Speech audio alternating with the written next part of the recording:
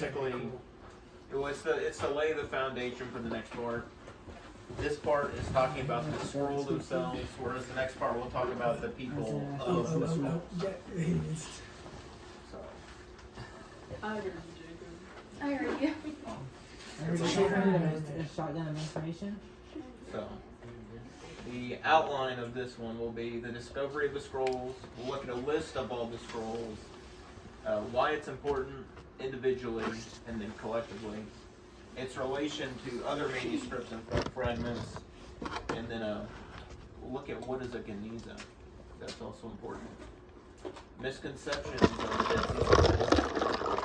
We'll also look at Qumran, the place where the scrolls are found, and then the introduction to the people of the scrolls, and then that will end the first part.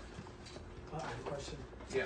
You have to ask questions throughout the Can you presentation. make sure it's still focused? Because I had it focused. I don't know if it is. Either one, doesn't matter. I had it propped up the inside plate. So, discovery. Don't move this place. As the story goes, a shepherd of the Ta'amre tribe left his flock of sheep and goats to search for a stray amid the crumbling limestone cliffs that line the northwestern rim of the Dead Sea Scrolls around the site of Qumran. He found a cave in the crevice of a steep rock hillside. We'll look at where that cave was when we look at Qumran. Intrigued, he cast a stone into the dark interior, only to be startled by the sound of breaking pots. And this sound echoed across the world, for he had stumbled upon the greatest find of the century, the Dead Sea Scrolls. Upon entering the cave, the young Bedouin found a mysterious collection of large clay jars. The majority were empty, and upon examining the remaining few, he found that the jars were intact, with the lid still in place. However, a closer look revealed nothing but old scrolls, some wrapped in linen and blackened with age. He and several companions brought the scrolls to Kondo, a Bethlehem antiquities dealer, for appraisal. Intrigued by the findings, Kondo sent the Bedouin back to the caves to search for more treasures. To his delight, they returned with a total of 7 scrolls, blind to their real value. The Bedouins sold 4 of the 7 scrolls to Kondo and 3 to a second antiquities dealer named Salahi. Kondo then resold the 4 scrolls to Archbishop Samuel, who was head of the Syrian Orthodox monastery of St. Mark in Jerusalem. When Hebrew University professor Eleazar Lipa Suknek caught wind of the scrolls' discovery through an Armenian antiquities dealer, he set out to investigate the significance of the finds, braving Arab Jewish tensions, because this was like, what was that?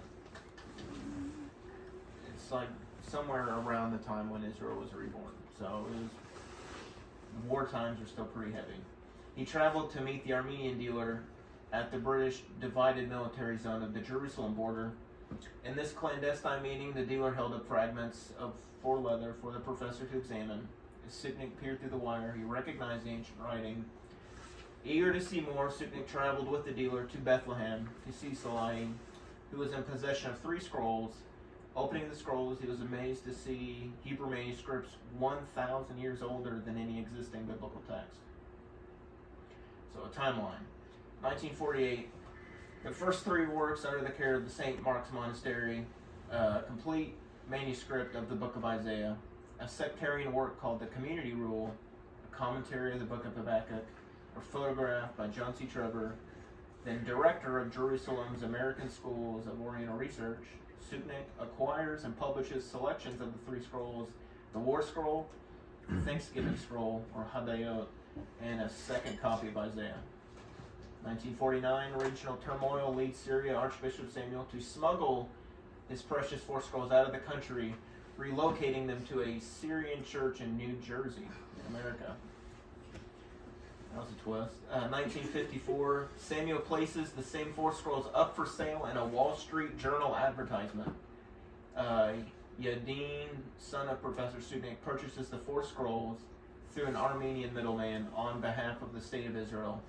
Yadin joins the 4 scrolls with the 3 already located in the Hebrew University. And this is where I saw the scrolls when I was in Israel. The Shrine of the Book is built to house these 7 scrolls. The Israel Antiquities Authority, or IAA, advanced to the publication of the scrolls.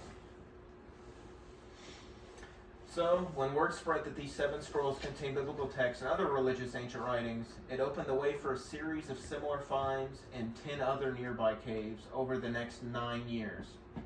This vast manuscript treasury, known as the Dead Sea Scrolls, includes a small number of near complete scrolls and tens of thousands of scroll fragments, representing over 900 different texts written in Hebrew, Aramaic, and Greek. Excavation over the years has extended outside the Qumran area, south along the western shore of the Dead Sea, in caves from Wadi Muraba'at and Nahal Heber to Masada. Additional scroll fragments have been discovered at numerous sites. Today, all these Judean desert manuscripts are collectively known as the Dead Sea Scrolls. Here is a picture of the Wall Street advertisement. So, there's a list of the scrolls. Won't have time to look at them all because there's a lot, so we'll just fly by a couple pictures of lists.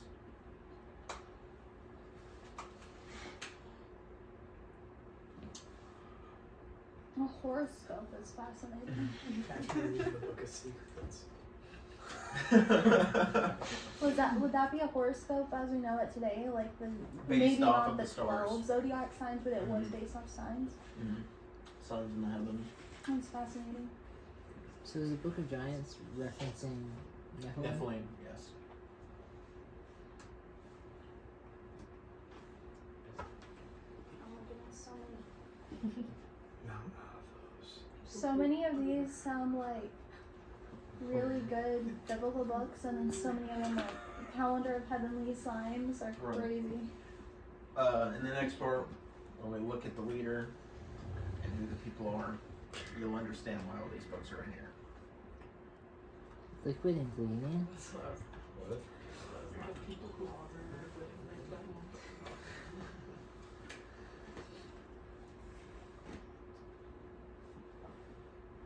A pesher means a commentary. Got to state that. The secret of the way things are is so cryptic.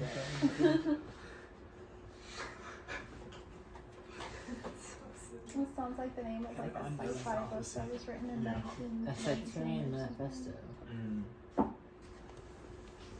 Alright. There's More. I think there's one more. Why is it a question? A text about the Maccabees? Because they were unsure. Because what did you say? Because they were unsure about who, if it was referring to the Maccabees or somebody else.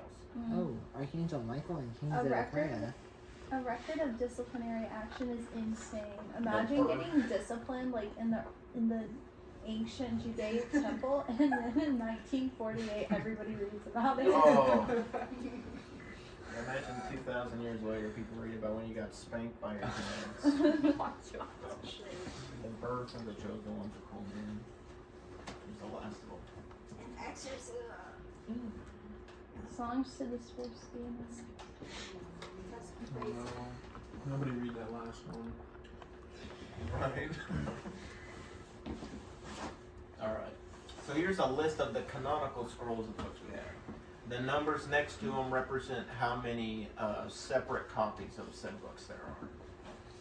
So there are 21 different copies of Genesis? Yes. 18 copies of Exodus and so on and so No forth. Esther's. Yeah. No Esther's. Sorry. It's alright. Prophet Living. 36 Psalms. That's really cool. And it's important. Psalms was very important for their eschatology. Is it because did they have so many copies because they sang Psalms, so they needed copies for like the different places, or was it just that important to them? It was that important to them. Were the 12 minor prophets written as one, and then there were 13 copies of the one scroll with all the prophets on it, or were there 13 copies of each separate minor prophet? That's a good question. I think they were all written in the same book. That makes sense. Like an anthology. Psalms is the one with like 119 chapters, right? Yes. 150. So they're in unison. But the main scrolls in question regarding the authors are the Damascus document, which is like an early version of the community rule. the Pesher of Psalms, which is a commentary on the book of Psalms, which, as I said before, is very important to their eschatology. The Temple Scroll, which the author himself wrote. The Hymn Scroll, or the leader himself wrote. The Thanksgiving hymns. The War Scroll, which is also like pivotal to their eschatology.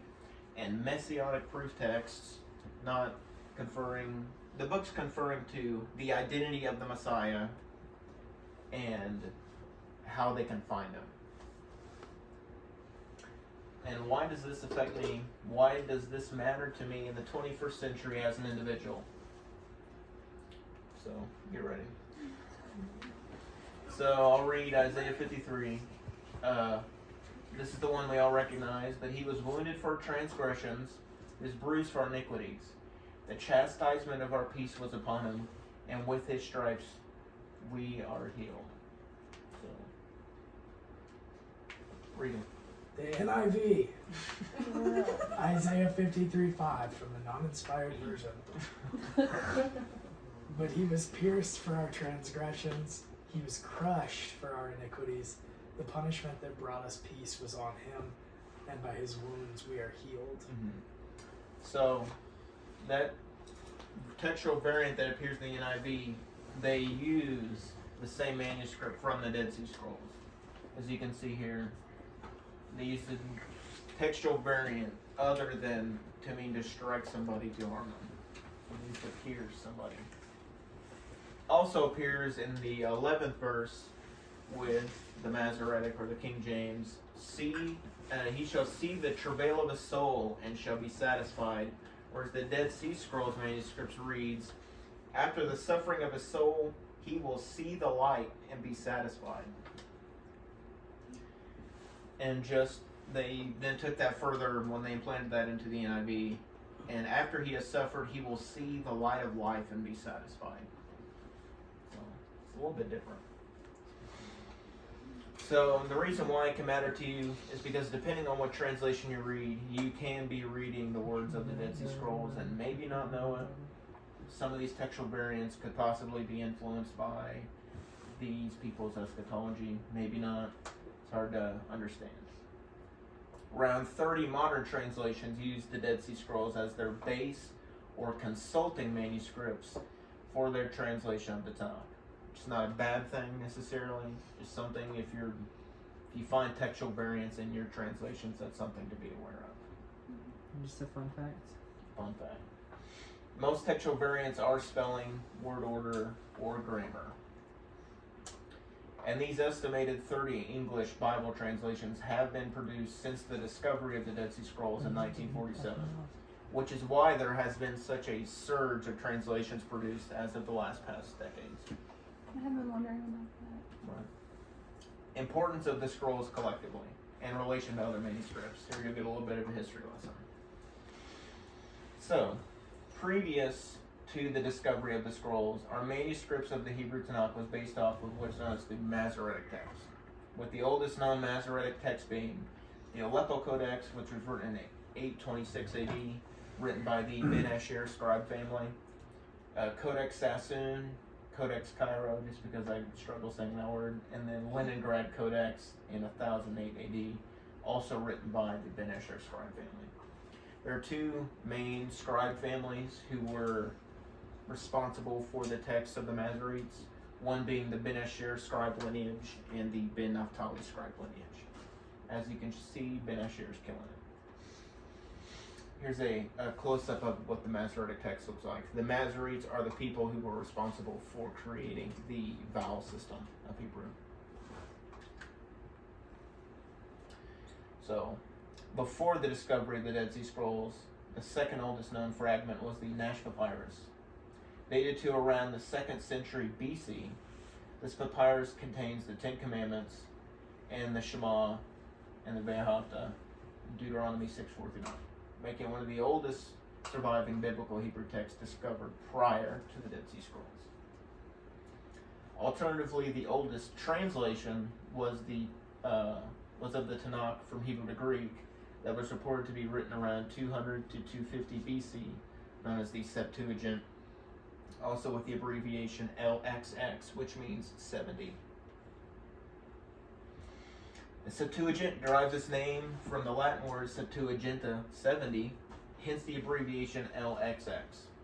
From a legendary account in the letter of Aristeas of how 72 Jewish scholars, 6 scribes from each of the 12 tribes, they then kicked 2 dudes off because they wanted an even number, hate to be those dudes, were asked by the Egyptian pharaoh Ptolemy II, Philadelphus in the 3rd century BC, to translate the Torah from Hebrew to Greek for inclusion in the Library of Alexandria.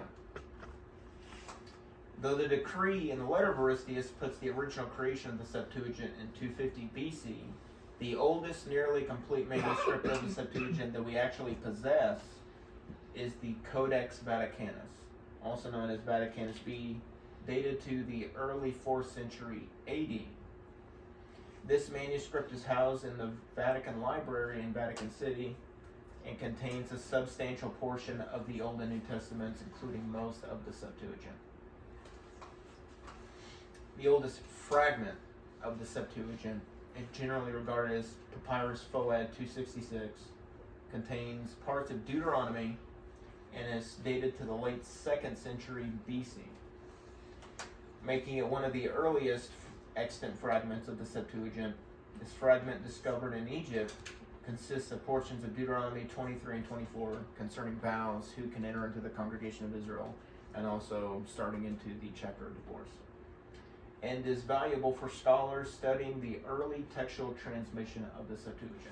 One thing to notice is if you look here, they are writing in Greek, but then when they come upon the holy 4-letter name of God, they switch to Hebrew and then switch back to Greek, That's so cool. which is also something we find in the Dead Sea Scrolls themselves.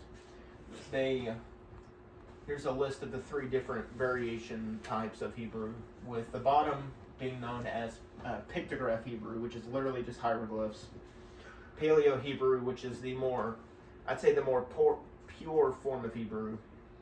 And then modern Hebrew, which is kind of a misconception, was they changed the letter type during the Babylonian captivity. So they write in modern Hebrew. When they come upon the name, they switch to Paleo Hebrew and then switch back to modern Hebrew. So why is it fence head sunrise? I think it's just examples. It's just examples. Oh. Those are the meaning. Okay, so if you can take words from Hebrew and put them back into the pictograph, each pictograph has a meaning. You can reverse construct what the word means based off of the pictograph. So like Aleph, Shin, means strength and destruction. You can interpret that as complete destruction. Aish in Hebrew means fire, complete destruction. So if you can take the pictographs, you can kind of reverse engineer what the word means. Okay. So that was just an example. It wasn't actually Yeah. the name of God. Okay. I was like, Well, that's not the name of God. That's Korach, the dude from the Exodus, who got swallowed by the earth. So there's a reason why the Hebrew manuscripts are not as ancient as one might think, and an explanation will be given. Whoa. So here's a timeline so you can appreciate just what all I just said. So on the far right we have the Masoretic text, Codex Vaticanus. You have a couple fragments sprinkled up on top. You have the crucifixion in the middle, just for a reference point. Prior to that, you have the Maccabean Revolt. Before that, you have when the Septuagint was written. And then 400 BC was when the book of Malachi was written. And of course, the time between Malachi and the birth of Christ was the 400 years of silence. And you have Ezekiel, Jeremiah. We'll get to what the Ketef Enam is, because that's another archaeological find. Then on the very far left, we have when we received the Torah from God. Insert the scrolls. So the bulk of the scrolls are from around 150 BC to 70 AD. So around 10 years after the Maccabean Revolt to during the time of Christ to 70 AD, when the Romans destroyed Jerusalem and the Second Temple and the resulting diaspora.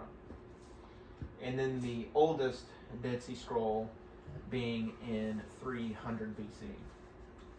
I didn't read that part. So in contrast, amazingly, the oldest manuscript from the Dead Sea Scrolls was dated to around 300 BC, which is a Paleo-Hebrew copy of the Book of Deuteronomy. So, with that find is over 1,100 years older than our previous Hebrew manuscript and is still the oldest manuscript we have. So with that finding, it's essentially allowed us to leapfrog across the timeline of history to around 100 years after the book of Malachi was written. Fun fact. In fact, that scroll is closer to when we received the Torah from God than it is to us in the modern day. No.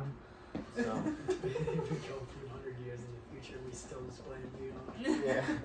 So, just to put that in perspective, that's actually kind of cool. It's closer to when we first received it than it is to us now. The Ketef scrolls. So the oldest fragment ever, I included this just because I found this during my research, is the Ketef scrolls, also described as the Ketef amulets because they're made out of silver.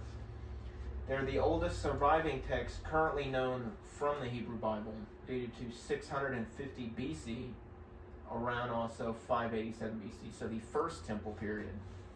The text is the Aaronic benediction from the book of Numbers, chapter 6, and has been described as one of the most significant discoveries ever made for biblical studies. Is that the Lord bless you and keep you one?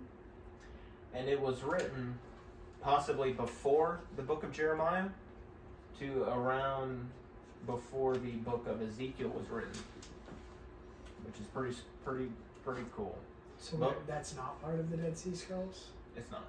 This is a separate finding. I included it just because I found it during my research. Well, then why? So why would the Dead Sea Scrolls you say are the oldest manuscript? They're the oldest manuscript. This is the oldest fragment that we possess. Oh, okay. So it's just because it's not the full Yes. thing. Fragments are sections of stuff Okay. we don't have the complete copy of. Okay. So, most findings we have, that's always been a problem for people, that they're always written after books of the Bible were written. Well, the Ketef scrolls is like smack dab in the middle of the major prophets, which is pretty cool.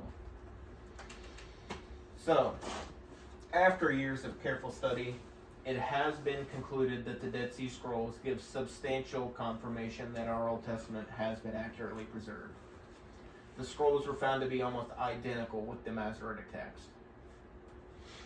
So, booyah. Making the Hebrew Tanakh the most well-preserved document in history. We've looked at the manuscripts prior to the discovery of the Dead Sea Scrolls and their age, but why are they that old? Or rather, not old. That's where you'll need to know what a Geniza is. Anybody can say Geniza? Can you say Geniza? A Geniza is a storage area in a Jewish synagogue or cemetery designated for the temporary storage of worn-out Hebrew language books, papers on religious topics, prior to proper cemetery burial. So also lumped in there is anything written in the Lashon Kodesh, the set-apart language. So is it used for like keeping them in good condition? No. No. It's where you store them before burial. Oh. So, according to tradition, this is from a Mishnah, a Torah scroll that has become worn or disqualified should be placed in an earthenware vessel container and buried. So, any text that starts to grow old or starts to wear out, they will place it in Geniza temporarily, and after so many years they'll empty it and they will bury all of the contents. So, according to stuff to be disqualified, there's about 20 stuff that can make a scroll disqualified, and it gets pretty extensive. So, anything from just writing the name of God with not a proper intention makes it disqualified. If letters touch each other, it's disqualified. Use the wrong ink, it's disqualified. So, If you don't expect you to know what half of these books are, but I just listed sources for all of the text concerning discarding texts, discarding Torah scrolls when they become invalid or grow old. As one might think, this strict process makes it very difficult to obtain ancient works of Hebrew manuscripts, since the literal tradition is to dispose of them when they grow old. Which old is exactly what you want. But if they didn't treat it with such reverence, it wouldn't be the most well-preserved text in history. There's actually a headstone of 2 Torah scrolls that were damaged in a synagogue fire. How did I get buried next to that? Right. Devote your whole life to Torah. Gosh. Can't. There's actually a picture of the burial. With the phones. That's crazy. What is so crazy about the phones? I guess it is a I just love you see the bottom half of the Hasidic fit. Yeah, the Hasidic myth. The fact that the biblical texts were not allowed to physically diminish is just another reason why the finding of the Dead Sea Scrolls is so spectacular. Moving forward. Grave digger. Misconceptions. This first one, I can't tell you how many times I've heard it, even while I was putting together this presentation, is that it contains books that aren't there. I've heard people say that that there's early drafts of the Gospel of Matthew that are in the Dead Sea Scrolls, and they're hiding them. They're hiding them from the public. That's actually not true. You see in the list, it was not in there. The first people to ever read the scrolls was an exclusively Christian group, because they are worried if they found stuff concerning Jesus, concerning the Messiah, that there would be a suppression of truth. But the first people who ever read the scrolls was an exclusively Christian group. So if they found it, bet your bottom dollar it would have been all over the news. Or another misconception is that it only contains biblical books. You saw in the list, it doesn't contain only biblical books, but also legal books, calendars, history books, and prayer books. Also have the hymns in there too. Yeah, well, that would be lumped up into the prayers. Okay. So, it wasn't only written in Hebrew. There are also texts from Hebrew, Aramaic, and Greek. So basically all of the biblical languages. And they are not the oldest writings we possess. So with the Ketef scrolls. And those are just fragments of manuscripts. If you want to get outside manuscripts and just into archaeological inscriptions, that little thing in the first right there is called the Tel Dan Stele inscription, which is one of the only inscriptions we have that mentions the house of David. And then that little clay pot was found at where David slew Goliath and is dated to around 900 BC, so around when Elijah the prophet was walking around. Crazy. So conceptions will be answered in part 2. Did these writings contain writings of early Christians? Or was certain writings referencing to Jesus or a Messiah figure of the Second Temple period? Is Jesus the Messiah? We'll find out on week 3. Those answers will be self-evident in part 2, particularly when we look at the leader. So, let's take a look at the scene of the crime. Qumran. Here's a drone's eye view of the settlement. Are you really changing bird's eye view? No, Yeah. it's because it's a Middle Eastern. Oh. And then Oh. and then a couple of high-def pictures of it. It's crazy to think that they have to excavate the whole entire town. Well, right, that's the town they lived in. Is that word painted all over the ground? Dude, Yeah, Stop yeah. Lincoln. Stop it. And then here's a artist rendition of what the town looked like when it was constructed. I don't know if I buy that. Well, like I said, it's just an artist rendition. The OU political science major doesn't really like that rendition. Not a political science major. So Oh, that's here's it, sorry. where Qumran is in Junction in Israel. It's about 10 miles east of east of Jerusalem, on the north end of the Dead Sea. Hence the name Dead Sea Scrolls. Isn't it called the Dead Sea because it's like super salty or something like that? Yes. And nothing grows over there. Everybody knows salt means dead. It's also the lowest, You know the what lowest they say. point of land I think on Earth too. Oh. So the caves that the Bedouin found them in, this is what that cave looks like. I think that's the same cave while I was there, where they found the Book of Isaiah, if I'm not mistaken. That's crazy. Some dude just threw a rock in a cave. Yes. I'm just gonna be honest with you. That looks scary. That cave? Like you said, I just That need to get or that out what? there. What, or all of it? I'm gonna be I wouldn't honest. go in there. And it's actually not close to the ground. It's like really high up, too. I'm gonna Is be, that Qumranian height? is anything really tall? No. Big Uh, Qumranians. To be honest, those pots look liminal, bro. Those don't look Oh nice. my god. It looks like something I find in the back rooms. Oh man. So here's a little sketch of what the scriptorium looked like when it was in use.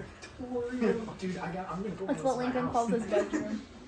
Oh man. Here's the archaeological find of pairs of tefillin used by the group, identifying them as a practicing Jewish sect. So here's some from the first century, and there's a modern pair of what tefillin look like today. Those are the things you like wrap around your arm and Yes. We call it the film. Also a mikvah. You also need to know what a mikvah is. So a mikvah is a bath used for the purpose of ritual immersion to achieve physical ritual purity. If you look at Leviticus chapter 14 and 15, of certain sins that can make you physically unclean, as opposed to spiritually unclean. Achieving physical ritual purity is very important, understanding the people of Qumran. You had to mikvah just to enter back into the settlement, if you're a part of them. There are at least 7 mikvaot, which is the pearl worm of the singular mikvah, in the Qumran settlement, including the main entrance. Here's like 2 pictures of the mikvahs of Qumran. so you had to take a bath to be clean. Yeah. Well, right, yeah. That's what the Bible tells us. Yeah. Well, specifically after certain sins you commit. Because you would be unclean to be in God's presence. So they're the special. This kind. segues us into the next part. Oh my god. I still ain't seen a pigeon yet. Oh, you missed it. Intro to the people of the scrolls. So, these people were first referenced in the book The Jewish War, written in 75 to 79 AD by the ancient historian Josephus, being centered around the Roman military occupation of Israel in the early 1st century. They were known by outsiders as the Essenes, a minute separatist sect of the 2nd century BC to 1st century AD, whose doctrines were kept secret from the public. They are known amongst themselves by their collective title, Enter the Unity. That's what they call themselves. Ain't no way that Penguin Random House was around in 1780 and published that book, dude. So, this is actually a lie. This is not how the next part will be structured. I'll consolidate. It was going to be a 3-part, but if I just spend the whole second part just talking about just the initiates and all that, I'd basically just be sitting here reading an entire book. So I'll take the highlights of that part, and I'll mix them in with the 3rd part, which will be over the leader of the Essenes, leader of the Unity. We'll look at his life, his claims, his message, his motive, and an insight into his mind based off of his writings. That's the end of part 1. I'm so scrolled right now.